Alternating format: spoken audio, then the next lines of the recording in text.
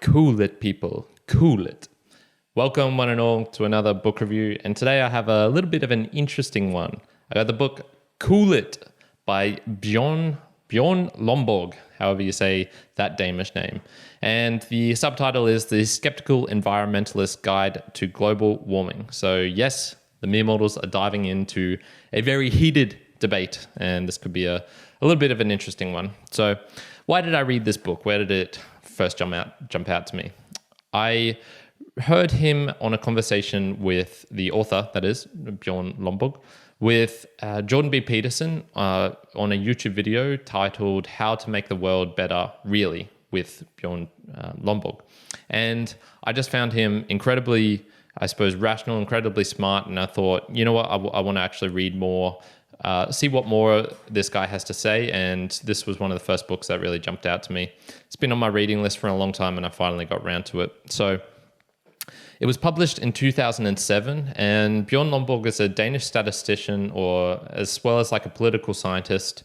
And this book is the sequel to his very famous book titled The Skeptical Environmentalist, which I believe was published in the early 2000s or late 90s, and was his take on the global warming and why it was sort of being overblown. So it's a sequel to that. And in this book, he argues against dramatic climate change responses due to overhype and the poor return on investment of what you can actually get.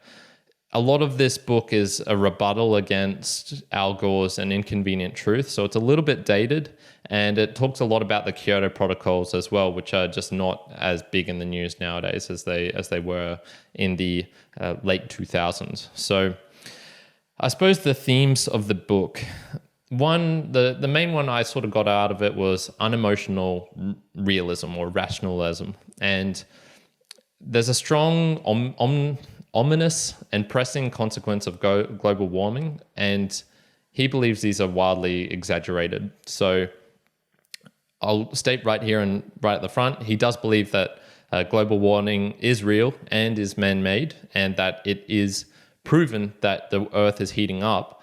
But I guess we need to remind ourselves of what is the ultimate goal, and that is to improve the quality of life and of the environment.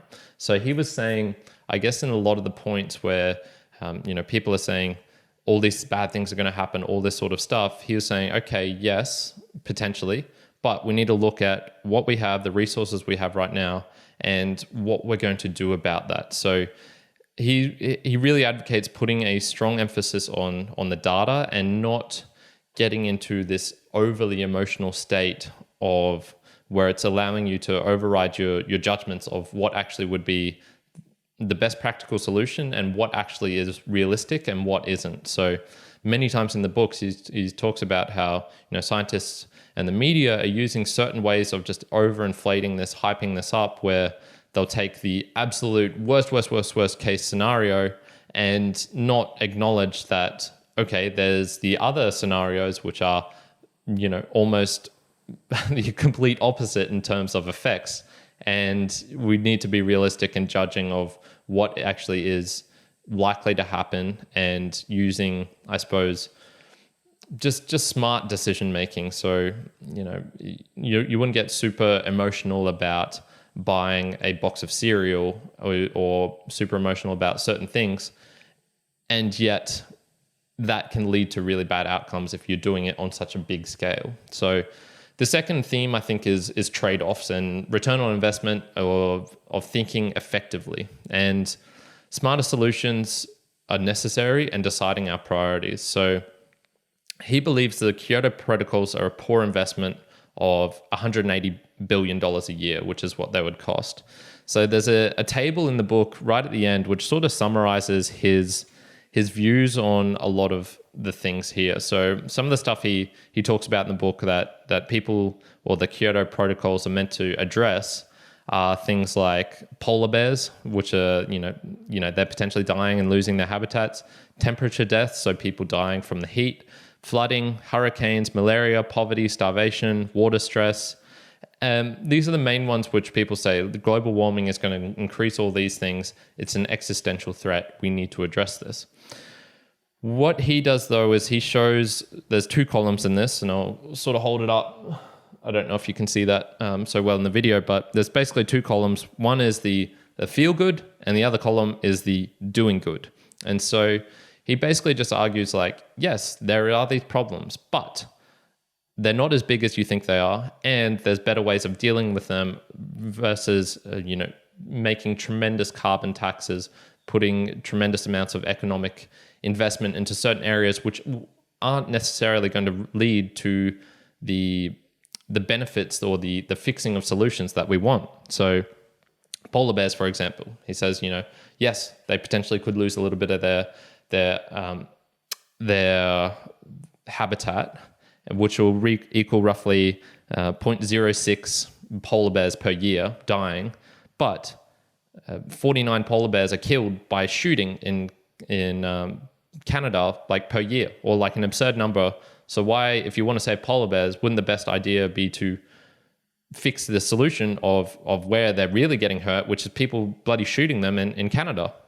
So there's sort of lots of these areas where it's like, yes, global warming is going to result in increased, land, water levels. So I think it was 3 centimeters is the rough 2 to 3 centimeters by in 100 years time is the rough sort of guesstimate. And he's just saying, look, if that's a problem, there's much better ways we can deal with that, such as levies. I think that's how you say it. Making those better, being more critical about our water plans, our flooding plans, things like that, our breaches, how we prepare for the worst events and whatnot, rather than investing all this time, energy, money into carbon taxing and trying to reduce the amount of stuff that we're putting out into the air. He also had some great points of how, when you talk to some of these people, what is it that they really want?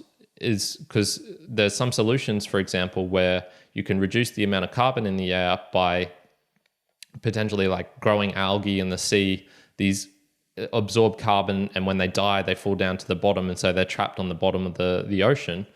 But people don't want to hear that. They just want to stop the big bad companies expelling, carbon out into the air. Understandable. The coal is not a renewable resource, and it's eventually going to run out someday. But you do need to be a little bit realistic and say, okay, what is it you're actually trying to do? If you're trying to, make the argument that we're trying to save the world by doing this, by reducing all these bad things, okay, that's good. Or is it that you just really want to stop carbon being put into the air?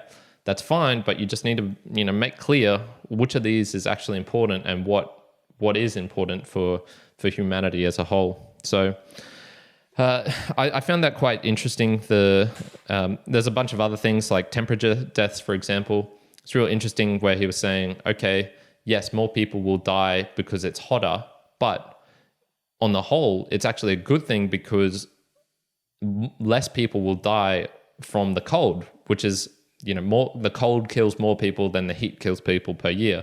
So actually having global temperatures raising is actually a sort of good thing in terms of life saved for humanity.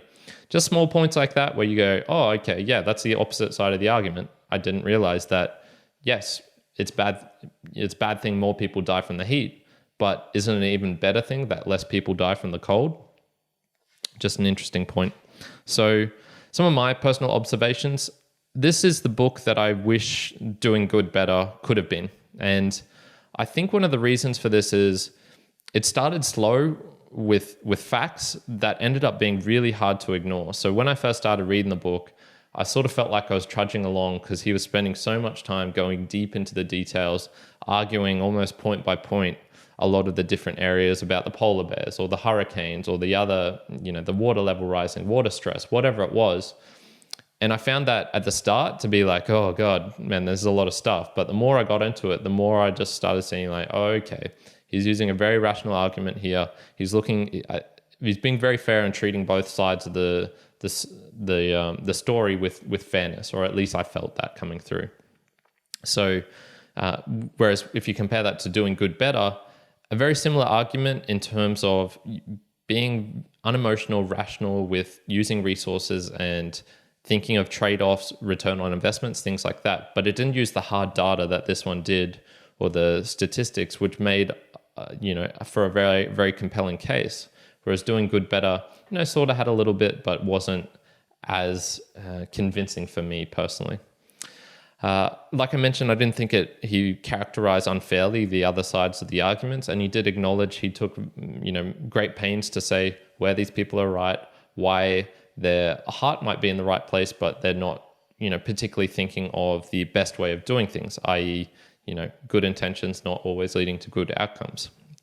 He also provides some reasonable proposals for effective change at the end of the book. So, a small carbon tax and using a small percent of GDP of each country. I believe it was like 0.15% or 0.015% to invest in new cleaner technologies or in the R&D of cleaner technologies. And then he also just talks about okay, if we were going to use the Kyoto Protocol's $180 billion a year, with $52 billion a year, you can fix all these little individual things by going after them directly. Going after directly the polar bear deaths by hunters. Going directly after water stress by building better dams or whatever it is. So I found it very, very convincing, and the book was good in that he gave solid proposals as well. It wasn't just saying, no, you're this is incorrect. He was saying, no, this is incorrect, and this is maybe the better way of doing it. So in summary, I found it a book of solid, rational sense from start to finish. He argues against the hyperbole of global warming and is supported by data of why it's not an existential threat and why we should, tone it down a little bit. The book Cool It, the name implies sort of two things. One is cool it with regards to, the topic at hand, global warming, but also cool it with regards to how we're talking about this and sort of raising the level, the noise level of the argument from maybe up here to, just a little bit down, and we can talk a bit more rationally about it. He provides simple solutions to fix the problems that we all acknowledge as well. I found it very, very convincing. So I'm giving the book Cool It by Bjørn Lomborg a 7.5 out of 10. I found it surprisingly convincing, especially considering that it started off slow for me. I thought it was going to be a bit of a drag, but by about a quarter of the way into the book, it started picking up steam, and I was going, oh, okay, this is interesting. I like this guy's way of thinking. So what's something pragmatic I'm going to take from the book? Well, I think if arguing rationally or unemotionally, then you also need to bring the data and the facts. So this is sort of comparing it to doing good, better. If that's what you're trying to do, it needs to be supported by something. And that's what I felt the book Doing Good, Better, which was about effective altruism, didn't do well. It didn't bring hard data and facts of just almost beating you over the head with this stuff. But that's also what you sort of need sometimes. You sort of need so much, convincing to be able to get there. So I found this very intriguing book. I'll probably in the future read more from Mr. Lomborg.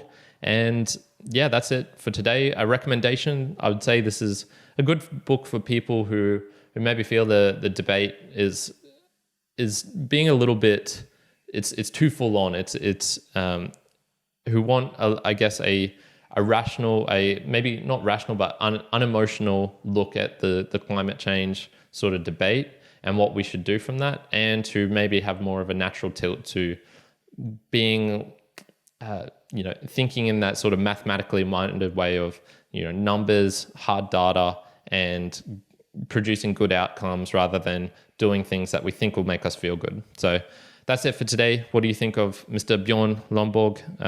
Do you disagree with him? Do you disagree with this book? I found it quite interesting, but I know there is other sides to the story as well. So that's it for today. Give a thumbs up, a like if you can. That would be much appreciated if you're watching on YouTube. If you're listening to the audios, a 5 stars or a nice review would also be appreciated. Other than that, thanks for listening. I hope you got some value from this. Karen out.